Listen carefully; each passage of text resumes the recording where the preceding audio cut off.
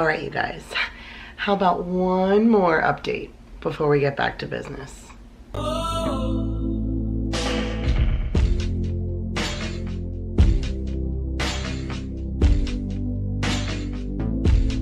What is up, you guys? Welcome back to another video. I know for some of you, you probably thought I just dropped off the face of the earth, because where have I been yet again? And I feel like I do that to you guys quite often. I really am so sorry. When things start stacking up over here, I get ridiculously overwhelmed, and I feel like YouTube is the thing that suffers. So for those of you who keep writing me and asking where I am and letting me know that you truly miss my videos, I apologize for leaving you on edge, but I left you guys off last with an update. I let you guys know about my grandpa, which as of right now, he's still doing okay. He's officially all set up with palliative and hospice care.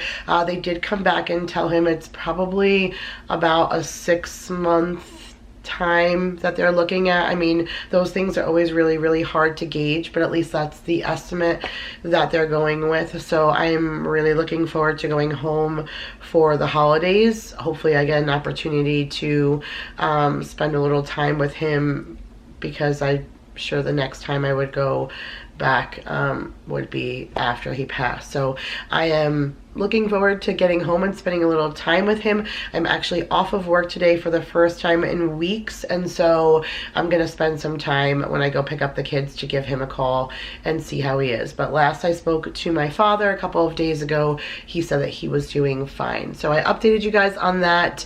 I let you know that I took a full-time position at work, which there are certain days, especially in a really busy restaurant right now. We're coming into the holiday season, and we're in a very developed area where there's a ton of shopping and stuff. We're already starting to see an influx in business, and so I'm working even more than I had anticipated. I clocked out for the last 2 weeks at between 43 and 45 hours, and today is Wednesday. You guys are seeing this in the live time. I worked 10 hours on Monday and 10 hours yesterday, so I'm already 20 hours into my week, and it's only Wednesday. But as I mentioned in the last job, I am really enjoying myself. I'm really happy there. It feels good to have responsibility again. I'm really good at my job, so that's super rewarding, and I get along with my boss is fantastic. So that's really nice to be in a small industry where you get along with your upper management so well. My management team is incredible, and so all of us working together, it's a great environment. So work itself is great, and I'm not sure what else. I think there were 3 things that I updated you guys on. Oh, and my 30-day challenge, that's what else I spoke about. And I think I'm down, I don't know, I'm down almost 27 pounds in total. I'm not sure where I was at during my last update. I haven't lost too much in the last 2 weeks, maybe only a couple of pounds or so. But I'm still declining, and I think my body's starting to get used to even the 12,000 steps I'm doing a day at work, that I really need to find time to start doing some big heavy duty exercising where I'm burning more. Otherwise I'm going to start to hit a stalemate, because I think all of this initial weight was just from actually getting up and moving and not just being a stay-at-home mom. And for drinking my water, I'm watching what I'm eating. So I'm still watching what I'm eating, and I'm still drinking all of my water. I do treat myself once a day to a Gatorade or something while I'm at work, because I'm sweating my butt off. But for most of the time, I'm just drinking my water. So I know that is helping, but I'm starting to see a little slowdown, which is fine. I lost a lot of weight quickly, but I am starting to see it get a little bit slower. So I'm gonna have to start amping myself up and burning a little bit more calories by getting back out and running and exercising. But I've just been so overwhelmed with everything else going on. So that's where I left you, those 3 things, and now you just got a little update on a few more weeks further on that. But as I was editing that video, I was doing it at work in between a double, and I had my computer plugged in, but I didn't even notice that even with it plugged in, it wasn't charging. So I edited the whole video and I got it uploaded to YouTube, and then I was doing the back end stuff, making the thumbnail picture, writing the description box, and my computer died. And I thought that was quite strange, because my computer was plugged in the whole time. So I thought maybe that outlet at work wasn't working, so I moved it to other places. No, the little charging prong where you stick the charger in to the computer broke, and it had been a little wonky for like the past 6 months or so. I bought a new charger because I thought that was it, and it did help. The charger itself was probably just a little tighter, but the inside guts was still non-responsive to my charger. I tried the old one, the new one that I had, nothing was working. So while I was working one day, Daryl ended up bringing my computer to the computer doctor, where after 5 days of them having my computer, which you guys, I was literally driving me crazy. I was like pacing the floor because I can't use another computer. Sometimes my files are stored in my laptop, so I won't have anything to edit unless I film something new. And I have like a meal prep video for you guys in there. I had a grocery haul. I had a lunch video. Like there was so much stuff in my computer that I needed to get. And even if I used like Jake's computer or the house computer, I need an editing program. Without it, there's nothing I could do either. So after 5 days, he came back and said that it was for sure the charging port and that he would have to order the part. And because my computer is 6 years old, which in the computer world might as well be a dinosaur, they had to order the part special order, and it takes like a week to come in. So I did not get my computer back until yesterday, which means it's literally been almost out of my hands for 2 weeks. So I have not been able to get to you guys in that time, and I don't know, even if I had my computer, how much I would have been able to get to you because of all the other things that went on. So that day, I was literally heartbroken because I think the video went out on a Thursday, but I filmed it on a Wednesday, edited the whole thing, uploaded it, and then the computer died. So as long as it was uploaded to YouTube, I was able to use Jake's laptop to do like the back end stuff, like make a thumbnail picture and do the things that I needed to do for the description box so I could post it for you guys to see. But then that was it. I had literally nothing else that I could work with computer-wise. So by Thursday, I was really starting to feel like a little down because I knew it was going to be a while now before I could do anything for, you know, for you guys. And then Thursday morning, I was like sitting on the couch, just kind of like processing everything that was going on, and I hear a scuffle. And I don't know what happened. I think Oliver was underneath the curtain at the back door and Ruby came to go out, and I think it startled Oliver. The cat and the dogs hang out all the time downstairs, but he's still always intimidated by them. We were told from the person that rescued the mother that we got Oliver from, she said he was skittish from day one of her dogs. So we were always very leery, and he did not like Dorothy, but as soon as Dorothy passed away, he came downstairs. He never had a problem hanging out with Ruby or with Bruno. He does not like it though if they make him feel cornered. So I think that maybe Ruby came up, might have approached him in some way, and he felt cornered. And so he went into like kung fu fighting mode, and he like scratched at Ruby so bad. And Ruby had just gotten attacked by the dog like a couple of days before that from down the block. And then Oliver took his nail and like gave Ruby another slit in her nose. Like she had 3 nostrils because he gave her such a good slit. And then there were like slashes all over Ruby's face, and I found nothing on Oliver. There was a little blood like on his underbelly, but when I finally got close enough to look, there was no injury. That was Ruby's blood that was on him. This cat kicked this pit bull's butt. So for those of you who were afraid that I was bringing a cat into the house because of a pit bull, my pit bull got her butt kicked by my 11-pound cat. So, and I don't even think that Ruby has never tried to hurt Oliver. In fact, she like walks along the wall around him so that she can show him that she's not invading his space. It's Bruno, that's a puppy, that's always like all up on him and wanting to like play and whatever. So he's more annoyed with Bruno, but he's never had any kind of problem with Ruby. And then they had this scuffle. So I was like screaming because I was trying to like grab the dog and the cat, that afterwards my throat was really hoarse, and I thought it was just from like screaming. But ever since then I've been sick. And if you guys have been with me for a while, I literally talk about this every single fall, that I get this like weird sickness and congestion. And I always refer to the story of my wedding when I was so sick. My anniversary is in 2 weeks. What's today's date? Today's the 5th. So my anniversary is in 16 days. So I was so sick for my birthday, well, my birthday is the 19th. I was sick for my birthday too, but I was sick on our for our wedding day, that my bridal party knew that if I was saying my vows and I couldn't get through and I got the tickle in my throat and I started to cough, that they were supposed to cough with me so that I wasn't like coughing alone and I wasn't embarrassed. So I always get sick this time of year. Even my mom said, why are you surprised? I tell you this every year you get sick. So I thought it was coincidentally because I was yelling, but it didn't. And I have been like, it's just this sinus thing. I'm not contagious. Nobody else in my house has gotten sick. Nobody at work is sick. It's just me. And it's like this nasal sinus, like my body can't handle the change of weather. So, and it did get cool here pretty quick. Like we dropped from it being 100 to like high 80s, low 90s, which still sounds hot, but here in Texas, it's really not hot when you don't have that super strong heat.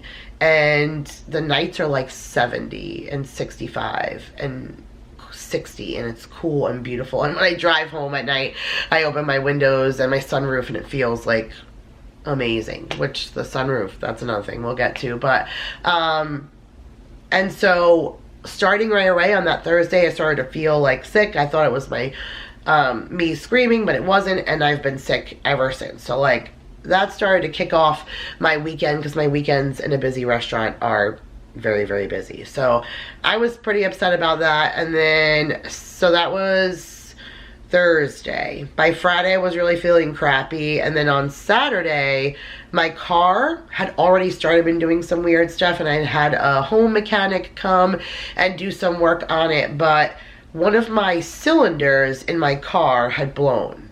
And I was at a 6-cylinder van, and I was only riding on 5 cylinders. So the car was running very rough at a light. I had to put it in neutral so it didn't stall out. And I got estimates, but they have to like rebuild the whole engine to fix a cylinder. And my car was a 2014, so it wasn't that old, but it has 130,000 miles on it. A lot of trips back and forth to New York. We drove from South Carolina here to Texas, so a lot of miles on that car. And the dealerships pretty much all said, like, if I didn't trade it in then, I wasn't gonna get squat for it. So the mechanic told me when he figured out the cylinder was broken, you either drive this car until it blows up, or you trade it in right now before you get nothing for it. And so I worked Saturday and Sunday. I ended up getting like a ride one day with Daryl to work, and then I had Paul come and pick me up and bring me home because I didn't want to take my car. And on Monday after the meeting, I went to the dealership and I ended up getting a car. So I am literally in love with my new vehicle. I named her Delilah. I'm gonna do like a car tour, and I'm so excited about doing this car tour because this is the nicest vehicle I've ever owned in my whole life. Daryl told me this was my 10-year anniversary present, and I will gladly take it. He said, you want this or diamonds? I said, I'll take that, please. You can put the keys in my hand. So I was very happy. It's nice to not be in the mom van anymore. My kids are getting older. I don't need the automatic doors for them to jump in and out. And so I definitely have felt luxurious in this car, and every single time I take my keys out and walk to my car, I feel like I'm smiling. So just another, thing to add to the checklist of happiness at the moment. I mean, I'm not happy about the car payment. Cars are expensive right now, but it is what it is. I'm making extra money now so we can afford a car payment. And regardless, my car was gonna blow up whether I had another job or not, and we would have had to buy a new vehicle regardless. And there literally is nothing cheap out there anymore. Like, if you want to spend under $20,000, you better be prepared to buy a used vehicle that has 100,000 plus miles on it, because it's literally insane what the car market is like. So once I got out there and I realized I was kind of limited, I'm really happy with my choice, and Delilah is beautiful. So you guys will meet her very, very soon. But like I said, I want to be able to get this out to you, because then Monday night I come home from the dealership, 5.5 hours at the dealership. So like, that was like a day off, even though I had the meeting during the day. That was like, I didn't have to go into work to work. And then I spent 5 hours at the dealership, and then I come home and Maya had these weird like little marks on her skin.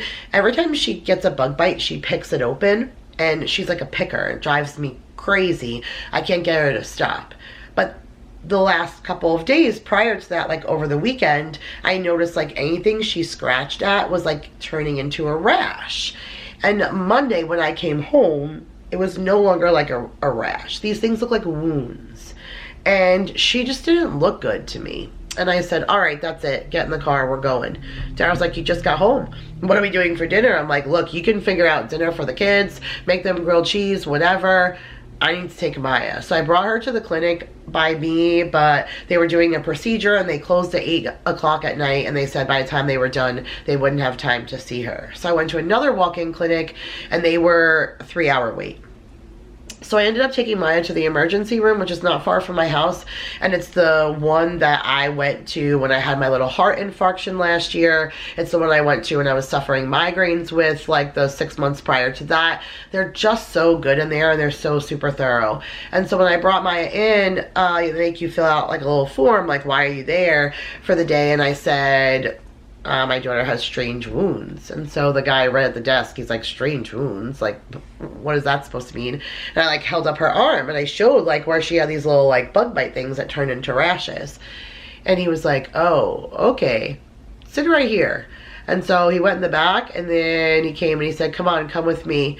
And so we start walking through, and as we're walking through, I don't know what the nurse said to him, as I didn't hear that. I'm really clogged in my ear. I can barely hear out of this right ear. So we were walking through. I don't know what she said, but he said 6, which I imagine age. And he said, and don't make her wait. So he walks us into the room, and right behind him is this guy, and his name is Josh. And he says, this is my friend Josh, and he's gonna take all your vitals and stuff. And so the guy came in and he took all of Maya's vitals and everything, and he was like looking at her, and we were explaining like, hey, this is like bug bites, like turn into these weird rashes, we don't know what's going on. And he seemed a little concerned, but not like overwhelmingly concerned.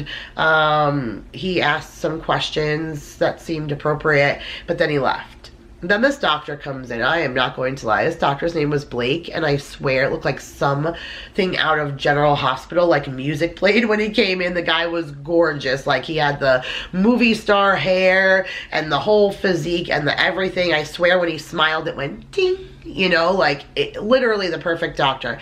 And he walks in and he's got great bedside manner, and he starts, you know, looking at Maya and talking with her. And then he starts asking me questions, and his questions were nothing like the guy who was in before. And I could tell by the time he got, you know, halfway through his questions, he did not think that these were bug bites that Maya scratched into a rash. And so now, I think I've mentioned this in like Q&As, but I was a CNA for many, many years. I started nursing school. I found out I was squeamish. I dropped out. But working in the nursing homes and starting nursing school a little bit, I have a teeny weeny bit of medical knowledge. Not a whole lot, but enough that I've retained it, and I always kind of have kept it in my brain. And so as he's like checking things off, he says, all right, and then he asked me like, do you have any pictures of what these look like before they turn into this rash? And I said, honestly, no. Like, I thought it was a bug bite, so I wasn't really documenting properly. Now I feel guilty, like I probably should have. And he said, no, you didn't know, but I'm a little concerned. And I said, do you think this is MRSA? And he said, actually, I do think this might be a form of MRSA, which, if you guys don't know, is a staph infection on the skin. And sometimes it's really hard to get rid of MRSA. When I worked in the nursing home, if any of our residents had MRSA, you had to go in fully gowned because it's highly contagious.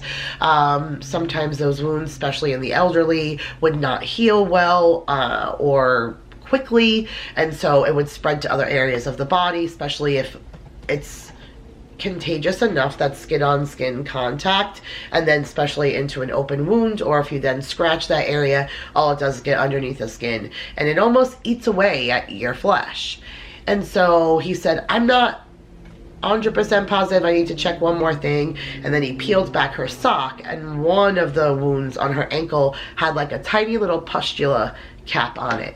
And he said, he told a story, and I swear, my grandparents 6 feet under, on the cat I love more than life, my children, all of it. he told the story that he said, as of 3 weeks ago, I wouldn't have known what this was. He said, but my daughter had this.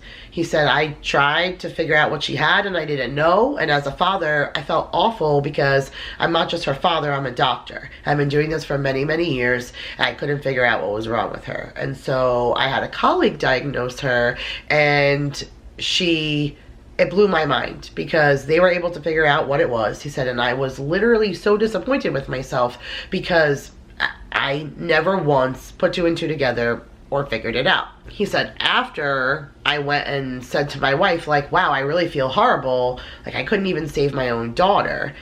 I had to get someone to help me. And she said, well, if you see this in another child now, will you recognize it? And he said, oh yeah, I will. And she said, okay. And then, well, would you know how to treat it now? And he said, yeah, I would treat it with steroids. I would treat it with antibiotics. I would use a cream, whatever. And so she said, okay, so then you didn't fail as a father or a doctor.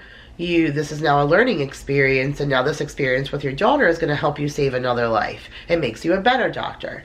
And so I thought that was a really sweet story, even if he wasn't telling me the truth or not, because I turned around to him and said, well, that only means one thing.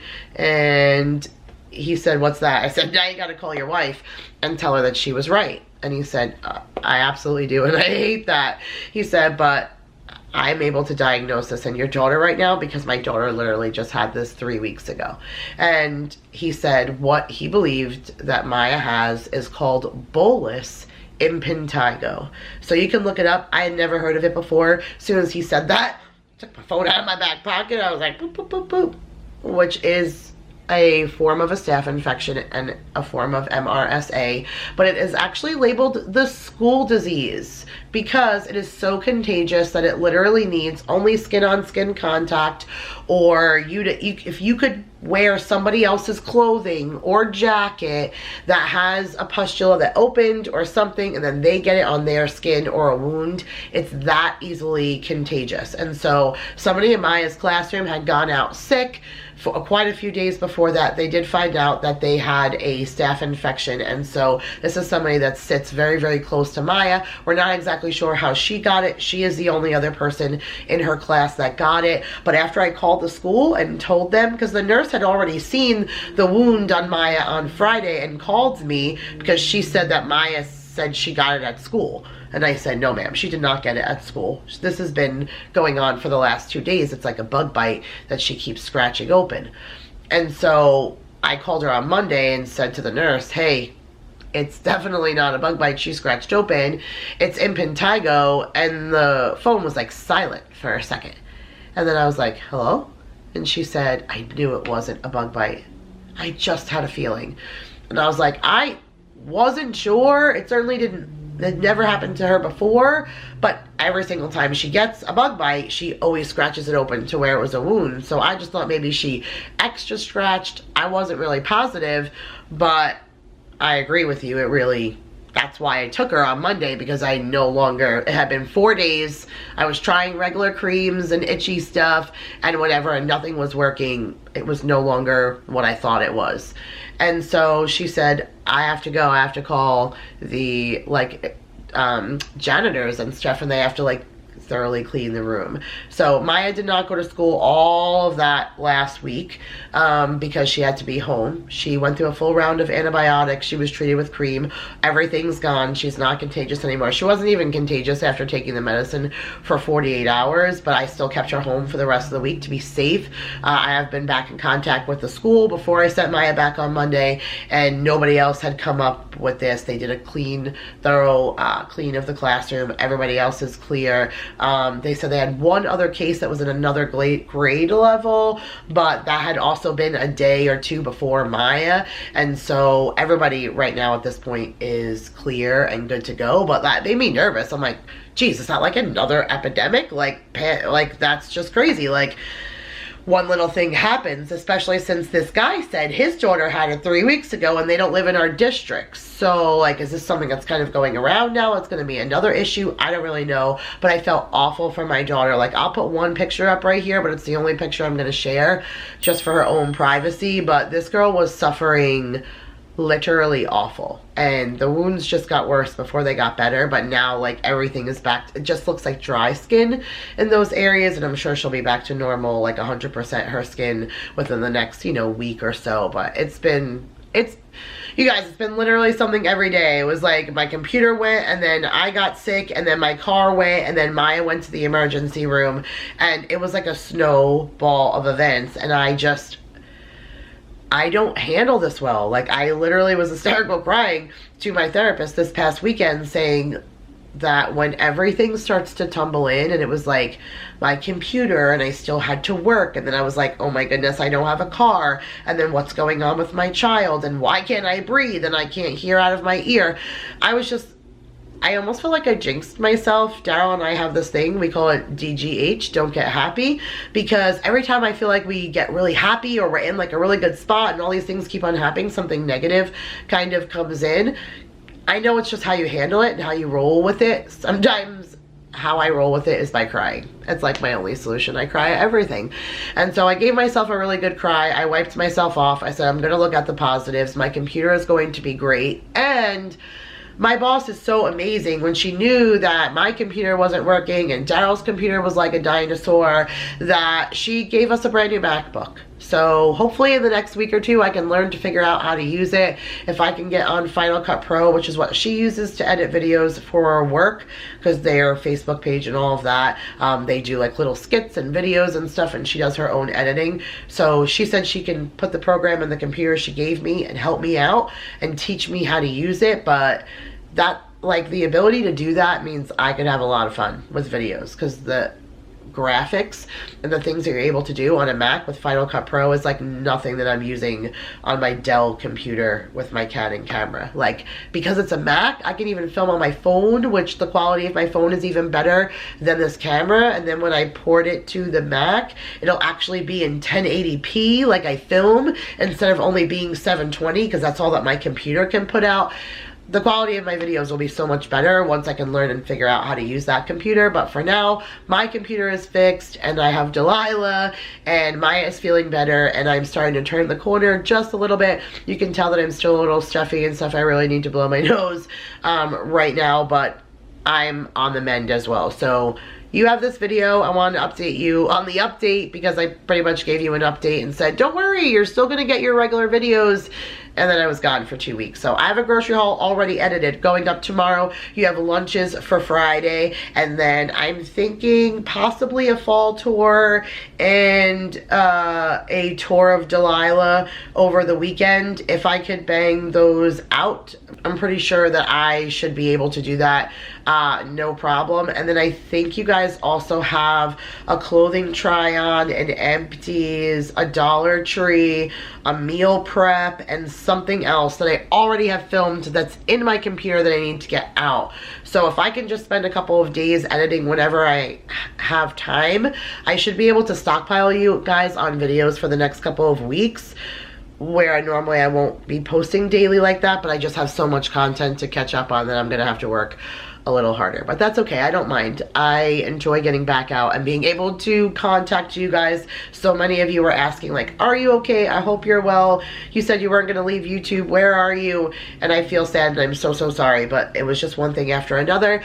But I think that's it, you guys. We're on a clean slate. Like, even if my camera were to go, I still have a phone. Even if my phone goes, I have a backup computer. Like, a new car. Like, I feel like we've kind of solidified ourselves that we are good and golden. So as long as I don't trip down the stairs or break anything, I think we are good to go right now. So thank you so much for your patience, your well wishes, your concerns, your messages.